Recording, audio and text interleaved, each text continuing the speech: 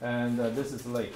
This lake basically, this area, this portion, we call the plage area or open water area. There are 40% sediment. It's very thick sediment, so thick, thickest part maybe, the thickest part maybe 1 meter thick sediment. It's very fine grain. Most of them is a dead body of the algae. So the sediment contains a lot of nutrients. And this area, you see the green area? That is littoral zone. There's a lot of vegetation, including the cattail, sawgrass, willow, hemlock, and other trees. This is a basic idea regarding the Lake Okeechobee sediment. And the sediment contains a lot of the nutrients.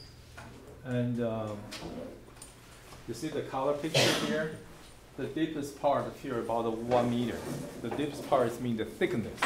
We have a 1 meter thickness of sediment. The layer is very thick, and most of it is very fine grain and the distribution. Others area we still have the sediment, but we call the fluid mud. It's very fluffy. Not even in the Kang Ren scenario, there's still the fluctuation inside the water column. And this picture will tell you most of the nutrient content in the first 10 centimeters. In other words, even you have a 1 meter deep sediment profile, first 10 centimeters contain a lot of nutrient. So this is one of this picture. This is one of the sediment core we collect. Let me stop a little bit. Do you have an idea about a sediment? Do you know the equation we are using? No? You have a hydrodynamics background, do you? Navier-Stokes equation, continuity equation? Okay. All right. Okay. This is a Lake Okeechobee sediment. Every 10 years, we went to the lake, we do the sediment mapping to figure out how much is sediment. Is it increasing, decreasing, or to see the variance. This one is done back in 1988. This is the first time we went to the lake to collect the sediment core, lake-wise. And 10 years later, after 10 years. So it's been we're going to collect it again in the next year. Basically, it's about 244 million tons of sediment. Pretty much around this range, 200 million tons. 200 million tons of sediment. And this is data we have to show how much sediment we have inside Lake Okeechobee. And this sediment contains a lot of nutrients. So this is a very strong correlation. TP is a green bar, TSS is a total suspended solid. So in other words, inside the water column, you will see the total suspended solid as long as it's increasing. TP is increasing. Those is a very strong correlation. We have another picture to show the correlation. Different year, they still very strong correlate. No matter it's dry year or wet year, high lake stage or lake stage. So this is a basic idea regarding the Lake Okeechobee sediment. The physics of the sediment. So most of you should do the modeling work, right? Yes. All right, okay. Yeah, modeling work is pretty much we start from the equation, but we modify our equation to fit in the mother nature. So we understand the mechanism first, physical mechanism. Then we apply our equation to modify our equation to fit in this environment. This is a picture, show the water column. You look at this particle. This particle is a fine grained sediment inside the water column. So how the sediment process going? When this number one driving force is wind. When wind blowing, those sediment is cohesive sediment. It will attach together. We call the flocculation. In other words, fine grained sediment will attach each other and becomes a little bit larger sediment.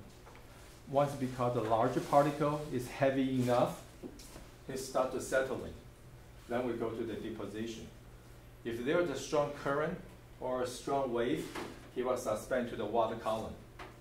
Okay, this is physical process we call the sedimentation. The fine grained sediment will attach together. The process called the flocculation. Once those particles connect together heavy enough, they start to settle. We call the settlement. Then go to the sediment bed. Certainly you can suspend it back to the water column. So this process is a sediment process. It's a vertical process. We also have horizontal. Horizontal is a transfer. When the current is moving, the sediment follow the current. So what if you want to do the sediment modeling? Because the mechanism follow the velocity. So the delta t, the time step you need to use, should be the same time step with the hydrodynamics model. If you use a hydrodynamic model, it's 1 minute. We use a 1 minute delta t for the sediment process. Because current is a driving factor. It varies very dynamics, very dynamics. We use a 3-dimensional process. But for the Lake Okeechobee,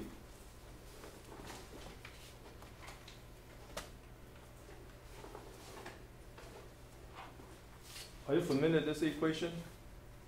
First one is continuity equation, 3-dimensional hydrodynamics. Second one, and the third one is Navier-Stokes equation in x-y direction.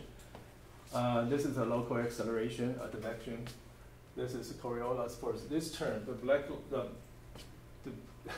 black character, that is the stress vegetation for the vegetation. Because Lake Okeechobee has a lot of vegetation, so we added those two terms. So this is hydrodynamics. We calculate the velocity. And we have a boundary condition. It's a stress. But the basic mechanism, we use the sedimentation, we use the transfer equation. Once you calculate the velocity, you have to plug into the transfer equation. So basic mechanism inside the lake, the number one driving force is wind. The wind has a wind speed and wind direction. So he will create a wind stress acting on the surface. So that's why we have a boundary condition. Boundary condition at the surface is wind stress, which is driving this model, one of the major forces driving the model. But inside the water column, not only the wind stress will cause the resuspension sediment or sediment movement. Certainly, hydrodynamics model will calculate the velocity, u, v, and the w. You will transfer, horizontal transfer the sediment. But vertically, not only for the wind stress or the current, we have another one we call the wave impact. Inside the Lake Okeechobee, wave impact is more important than the regular wind or regular current. So in other words, inside the Lake Okeechobee, normally about a couple centimeters per second for the velocity, but the wind wave will create what we call the orbital velocity. The other one is pretty much 5 to 6 centimeters per second, which is double than the current. In most of the case, if it's driven by the wind, like a reservoir, especially shallow, not very deep. Deep is fine. Wind wave impact is more important than others impact if you're dealing with sediment resuspension back to the water column. For the shallow lake like Lake Okeechobee, the wind wave impact is double. The driving factor is double than the regular velocity impact. So this is the mechanism. In other words, when wind blow over the lake, he will transfer energy. And you look at the circle. Counterclockwise, clockwise, counterclockwise, clockwise, and reach the bottom, which will create a bottom shearing stress. If bottom shearing stress is higher enough, for the Lake Okeechobee it's 0.4 Newton per meter square. If we over this magical number, the sediment starts to resuspend. And normally under the wind, 8 or 9 miles per hour, the sediment suspension back to the water column. Okay, 8 or 9 miles per hour is very, very common. So that's why if you go to the lake, if you have a chance to go to the lake, it's a very turbid, a very dirty lake. It's very, very turbid. It's like a dark chocolate. You even can see the sediment suspended inside the water column. It's very dark. Okay. If you have any questions, stop me. I don't know how much you know regarding this mechanism. Keep in mind there are two major mechanisms. Number one, sediment is driven by the current through the Navier-Stokes equation. Number two is driven by the wind wave. We have a wind wave model to dealing with. But if you superposition those two of them, you got a bottom shearing stress. This is a wave called the calculated velocity. So we have a bottom shearing stress caused by the wind wave, is this term, plus the wind, plus the stress created by the current. You added those two together, it's caused by the current, from the Navier-Stokes equation. This caused by the wind wave. If you add those two stress together, we have the bottom shearing stress, or critical bottom shearing stress. If this number is greater than 0.4 Newton per meter, sediment suspend to the water column. Okay. For this type of modeling and the equation we use, we call the sediment modeling. Sediment modeling. The equation we use for the next one, we call the transfer equation. But the most important are the transfer equation. We use the transfer equation. We use the transfer equation for the water quality too. But the most important for the sedimentation is vertical process rather than horizontal process. Horizontal, as long as you have a velocity, you carry the sediment to wherever it is. But most important process for the sedimentation is a vertical process. How did they settle in? How did they deposition? How did they suspend it? How did they back to the water column? The most difficult portion for the sedimentation is a vertical process rather than horizontal. Any question? Okay, so we have the basic idea regarding the stress, the force acting on our model. So we can look at the physical mechanism. For the liquid Chobe, this is bottom stress, which is caused by the current, caused by the wind wave. We found, you see, this is real data. We call it significant wave height. And this is the total suspended solid inside the water column. We found out inside the liquid Chobe, the bottom shearing stress, significant wave height is another data we measure caused by the wind wave. So we found out it's very matched, and the correlation is very strong. This is real data too. Red line is red line and the black line and the black dot line to show the total suspended solid inside the water column, top, middle, and the bottom layer. So because it's very strong correlated, but it's not linear. It's a second order. I use the data to show you correlation. This is data. This is the wind speed. This is the total suspended solid. Because wind is the #1 driving force, we found out there was strong correlation between the wind and the total suspended solid. So this is the data. The correlation is about 0.55 or 3.8. We use a model to do that. We found out the same thing. The highest maybe the 0.6 something. The reason we use this figure because the response, when wind have the say 10 miles per hour, the sediment will not respond immediately. They have energy to transfer to the bottom and they suspend back. Normally it will take a few hours. So there is a time lag. The best correlation between the peak of the wind speed and the peak of the total suspended solid is about the 7 to 8 hours, certainly case by case. There is a time lag. But if you measure the wind right now, say 10 miles per hour, the sedimentation may be nothing inside the water column. Maybe still very low. But after 5 or 6 hours, you will see the sediment suspend back to the water column. They need the time, the energy transfer. Also, they're looking for the consistent wind. If you just measure 10 miles per hour for 1 hour, 2 hours, then die down later on, the sediment will not respond. Okay. This is the sediment data we collect inside water column. This is we just grab a bucket of water, and we're sitting on the lab. You see that 14 days later, what's the difference? Can you tell? Can you tell the difference between the day 1 and the day 13, or day 0 to day 13? Raise your hand. Who found something is different? What do you find out? There's less suspended sediment in the water column. How do you know? Compared to the column plus at the bottom. Yeah, look at the bottom. Sedimentation. Look at the bottom.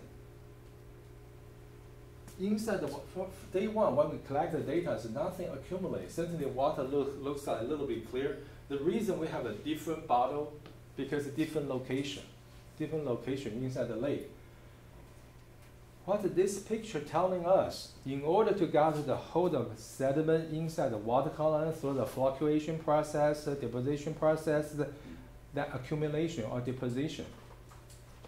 2 weeks. 2 weeks.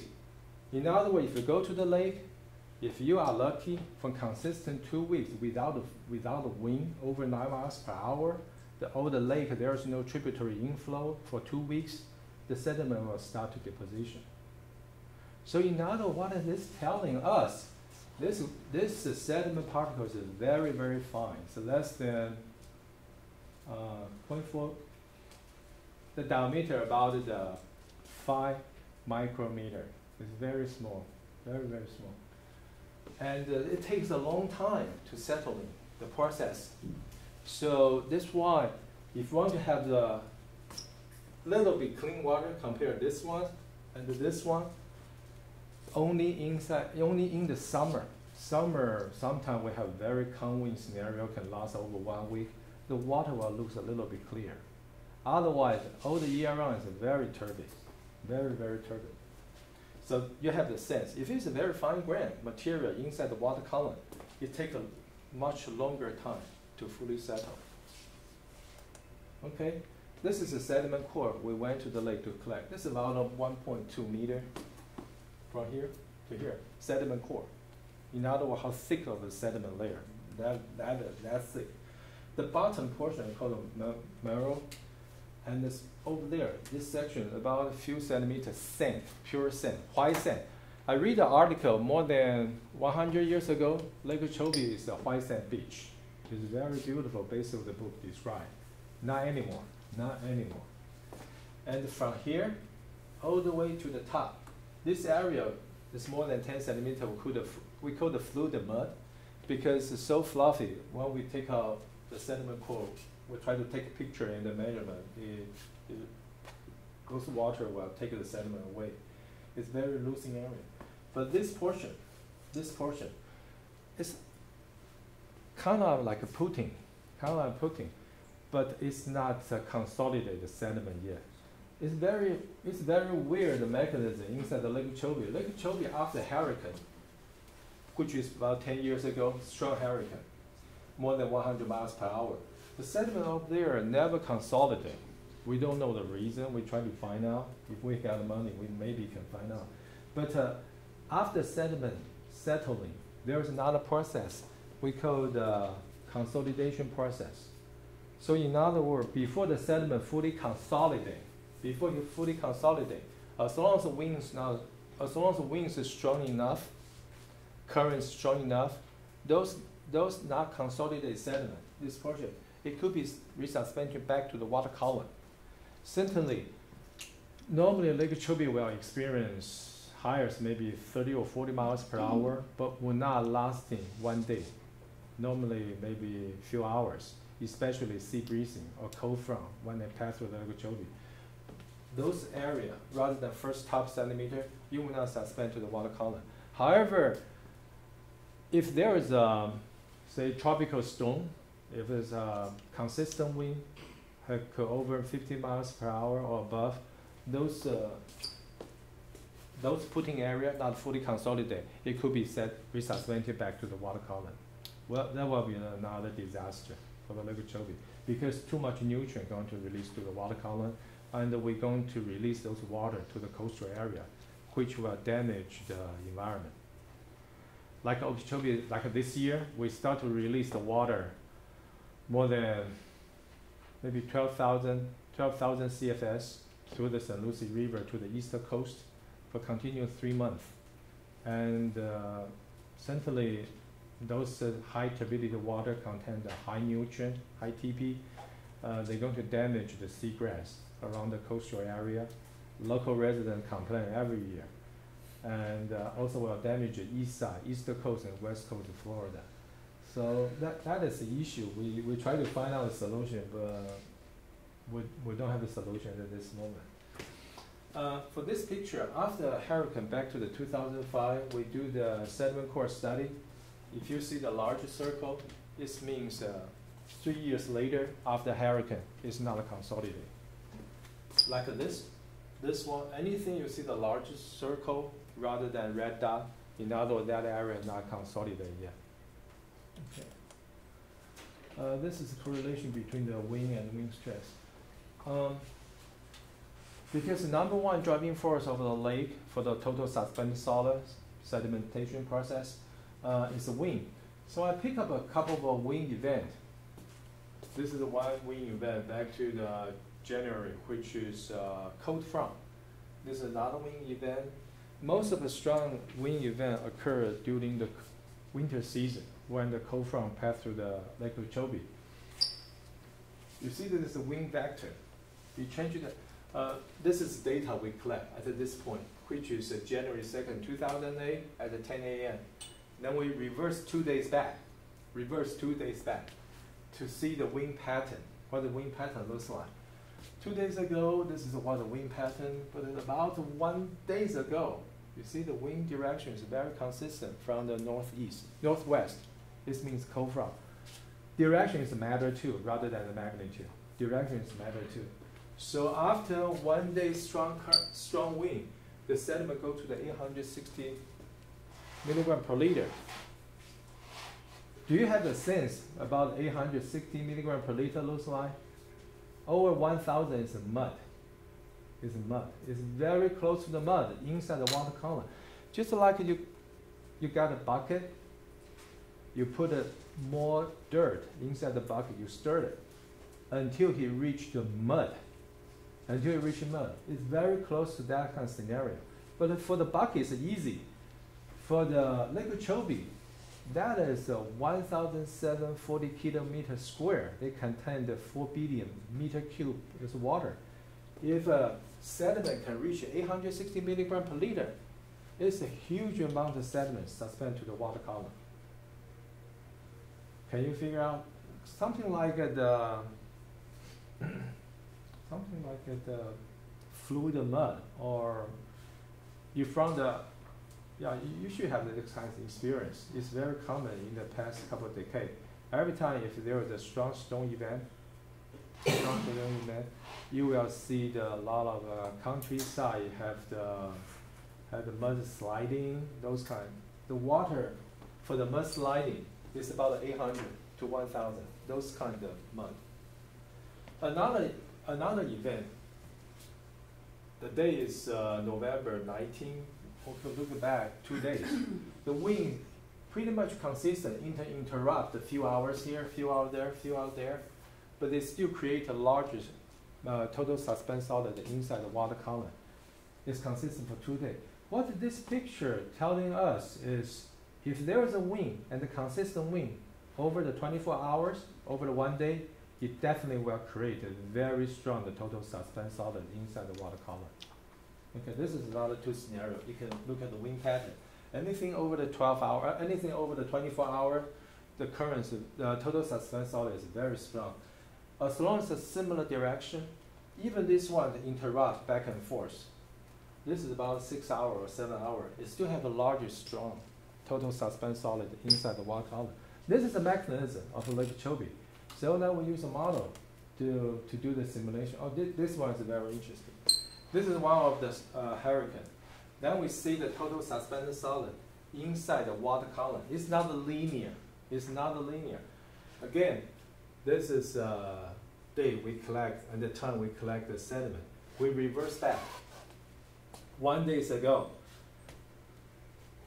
Initially, if you see the wind pattern, even some of them very strong, it's more than 15 is about 40 miles per hour. This one is about 60 miles per hour. Even you have a few hours, very larger wind is fine. The wind direction is south wind. But later on, you turn to the same direction or similar direction. You see the initial, the sediment inside the water column doesn't respond very quickly. But once they start to moving, it's not linear. It's not exponential either. But what they telling you is sedimentation and the sediment resuspension, the process is very complicated. A lot of driving factor. So sediment modeling is not as easy as hydrodynamics. It's a lot more complicated than hydrodynamics. Okay, this is the response. This is how the response is totally driven. Not totally major driven by the wind. There are other factors, including the direction and others. Okay, let's do the modeling to see how the sediment responds. At least the 4 of them is driven by the wind. The Lake Chobe driven by the wind. This is the hydrodynamics. And the sediment concentration inside the water column. The color will show you the sediment concentration inside the water column. If you see the purple, blue, it's just small, about 10 to 20 milligram per liter is nothing. It's in the calm scenario. But if the wind is a little bit stronger, the sediment immediately increasing more than close to 200. Just a few hours, it can increase from 10 to 20 milligram per liter, then jump to a couple hundred milligram per liter. It's very fast. So in other words, if you have a strong wind and the wind is strong enough, the sediment will respond immediately. When the sediment suspends back to the water column, it releases nutrient, TP2. That is a bigger problem because those TP and also SRP, that will cause our environmental concern. Total suspended solid, it just blocks the sunlight, but the nutrient attached to the sediment core, that is a bigger problem for us. Okay, let's look at this picture. The wind is from the west. Okay, this is a current pattern. We will see the 2 gyrations, but sediment. This type of wind about 5 miles per hour under, from the west, from the east, from the north, from the south. But those 3 pictures, the difference between those 3, just the gyration is a little bit different, but the sediment concentration pretty much under 20 miles, 20 milligram per liter. But winds is strong, for example, from the north. The gyration, the circulation is a little bit different, but the big problem is in the north side, over here. We have a large sediment concentration, which is a mud zone. So in other words, under this wind condition, if we release the water here, we're going to release a large TSS with a nutrient. Okay. This is another picture. This is the real data. And on the same day, same time, what's the current pattern? What's the total suspended solid looks like? This is August 2004, this summer. October, we will see a little bit higher concentration inside the lake. That is data. This is a model. This is how it looks like December. You see this one? This is 200, 250 milligram per liter. If you look at the model, yeah, it's about 250 milligram per liter at this area. So the reason we run the modeling will give us management level or engineer has an idea under what kinds of condition you will experience a higher total suspended solid. We can close the gate. We don't want to release water during that period of time. And or we can reduce the flow rate release to the tributary. And most important, we can do the water quality simulation, see water quality will look like. Today, because of limited time, I only discussed the sedimentation. Okay, this is the other picture.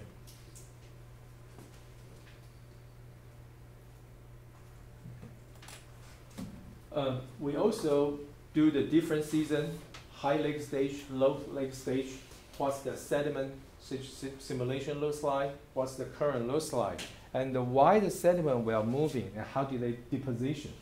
This is a Hurricane Wilma back to the 2005, and they bypassed Lake Chobe. Highest winds 110 miles per hour when they passed through the Lake Chobe.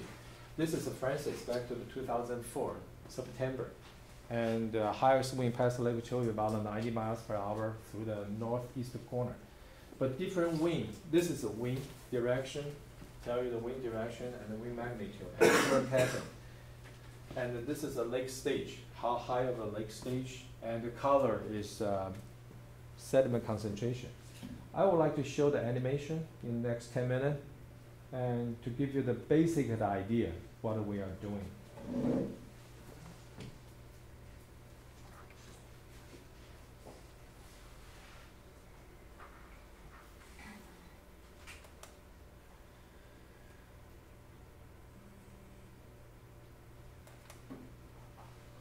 I run this slowly. Every time step is about, this one's about a 45-day or 60-day simulation. Every frame I save is a daily.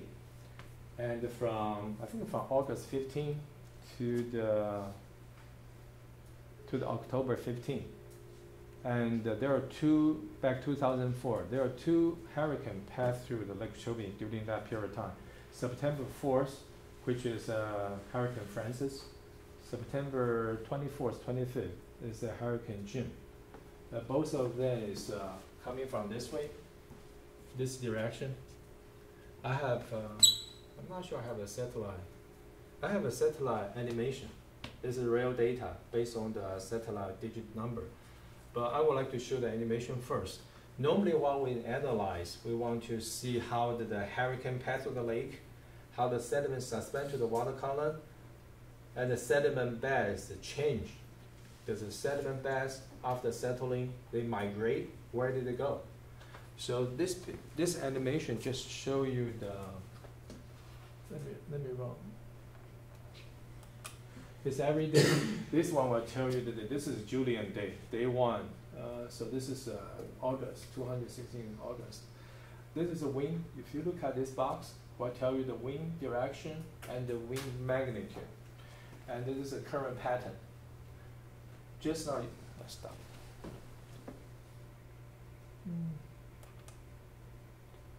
Just do one by one.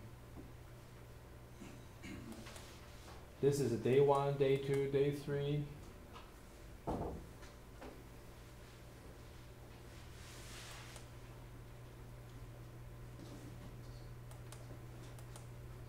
It's every day when the wind changes. This is a snapshot, which is noon. At the 12 o'clock, I save this frame. But basically, I show the mechanism on that day. It's a different day. You see the wind directions change, the circulation patterns change. There is a storm event. Normally during the September, we have the thunderstorm afternoon. This is one storm event. This is one storm event. The gust of wind. This is about the 20 miles per hour swing. This is the current looks like. Normally it's 2 gyro. When the wind changes one direction, consistent few hours, the patterns change. You see the vector will show you the magnitude of the current on the first layer, which is top. And the color will tell you the sediment concentration at that location, at that moment. You can save, our data is every 3 minutes. You can save every 3 minutes to show the 1 day's animations looks like. This one just a snapshot. At the 12 o'clock, on that day, this is current pattern. At that time, wind direction looks like. To give you the basic idea. If you want to look in detail, we can put our database to look at every 3 minutes variance. We also can look at every hours. But for this one, it's a storm event. This is a storm event. But this storm event lasts very long. But it will cause a high concentration.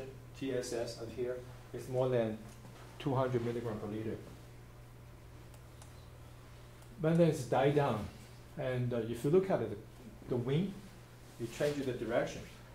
Even the wind to change the direction and velocity down to the less than 5 miles per hour, but total suspended solid is still very high because it will not settle down. It still keep a 200 range.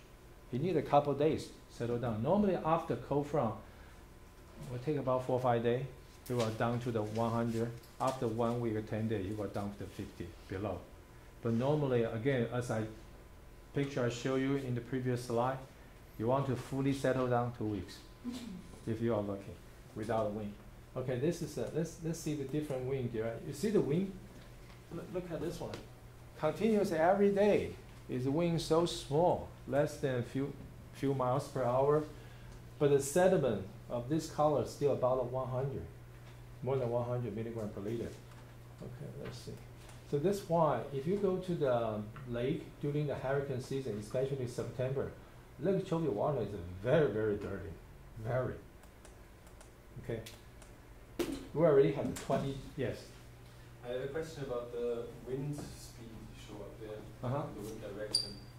This is obviously the average wind direction and speed for this time step. But do you use as boundary condition for, because the lake is very big, do you use uniform wind speed and direction, or do do you have several measurement stations? We have 4 permanent stations inside the Lake Okeechobee. We collect the data every minute. The data I use for the model is the breakpoint data. Is 15 minute. I use the 15-minute breakpoint data. Lake Okeechobee data collection is we have a four permanent station: north, south, west, and then there's one in the middle. 4 permanent station. We use a microwave to transmit the data. We collect 12 parameters, including the wind speed, relative humidity, total solar radiation, air temperature, water temperature, atmospheric pressure. Total there are 12 parameters. Water temperature, we have 3 layers. And they collect every wind speed they collect every minute. Every 5 minutes they record it. Every 15 minutes they average. But the data transmit back to the district headquarters every 5 minutes. But we save it in our archive every 15 minutes. So data I use to do the simulation is every 15 minutes. And we use those 4 permanent station data and the interpolation to figure out every grid, what's the velocity, what's the direction at that minute, at that moment. So it's a lot of data to run this model. It's simultaneous. We also have the real-time data simulation. We simulate the hurricane impact for the Okeechobee. Normally, Hurricane Center will have forecasting 5 days in advance, which is 120 hours before the hurricane landfall, or the 3 days, 72 hours. 3 days is very accurate. We use the real time because NOAA and the National Hurricane Center, they have a global model. They can run the model every day. This is why every time you see the hurricane forecasting, there are different type of paths. This is through the model. We use those data, be the boundary condition, wind data, to drive the model. We can tell under this test, under this scenario, what's the lake stage going to be, how high the current could be, what the total suspended solid could be. We have a real-time model for the Lake Okeechobee. So this is just an example. That's why we developed this model. This is one of the scenarios. Like if you see the arrow like this, there's no magnitude. This means only 1 or 2 miles per hour, almost 0. But this mechanism for a couple of days, what I try to say is that the sediment is still very high. Very high. It's about the 100 level. In other words, those sediment inside the water column, even hurricane already passed 2 weeks, you will not settle down. You will not settle down. Still keep a 100 level, especially winter time or the hurricane season. They always have those problems. Okay, let's keep going. Okay, next. You see the wind box? The wind doesn't change. It just changes direction a little bit. The magnitude is still very small, but the water column, the total suspended solid in the water column is still relatively high. Okay, let me run fast a little bit. The Hurricane Francis is coming. Hurricane Francis, normally this hurricane is counterclockwise gyration. It's about 200 mile diameter. And it's coming from this way. So initial couple days, you're going to experience wind direction is the same from the east or northeast or north, consistent wind for a couple days, which will create a huge amount of energy inside the Lake Okeechobee and cause the resuspension sediment even before the hurricane landfall. Okay, after 2 days wind, the hurricane is gyration. This direction, counterclockwise. So wind coming from the north or northeast. At this level, because my color bar is 200, actually it's about 600 to 800 level already inside the water column for 2 days. This hold the lake about the 800 level. It's like the mud. But if you look at the velocity, this is a centimeter. This means you have a 0.5 meter per second current, 0.5 meter per second current, and create a huge amount of energy inside the Lake Okeechobee. It's a very large mass, and the total suspended solid suspend to the water column, and pretty much suspend not only first 10 centimeter, you can calculate the mass inside the water column. Not the first 10, the first 20 to 30 centimeter sediment already suspended to the water column. It's a huge amount of mass. So every time if a hurricane passes through the Lake Okeechobee, this is disaster for the Lake Okeechobee.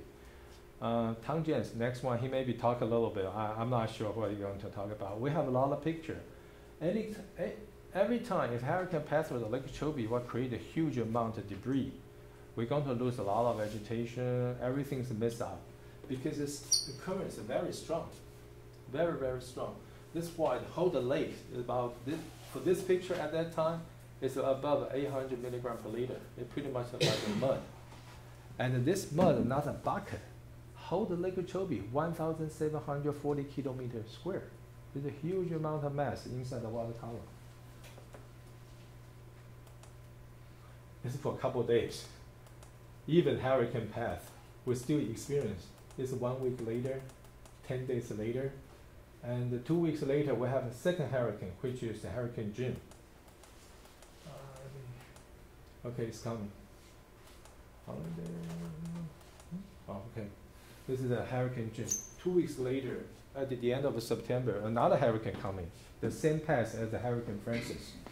Those two hurricanes missed out of Lake Okeechobee back to the 2004. All right.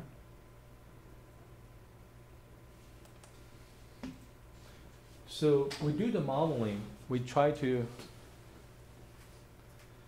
simulate the hydrodynamic sediment, or we can do the water quality, and we can have the basic idea. If there's a hurricane coming, what we can do, what we cannot do. Also, we can estimate the lake stage, see how lake stage is going to be, at where, at which location. We can kick in the evacuation plan in advance. I want to show you another.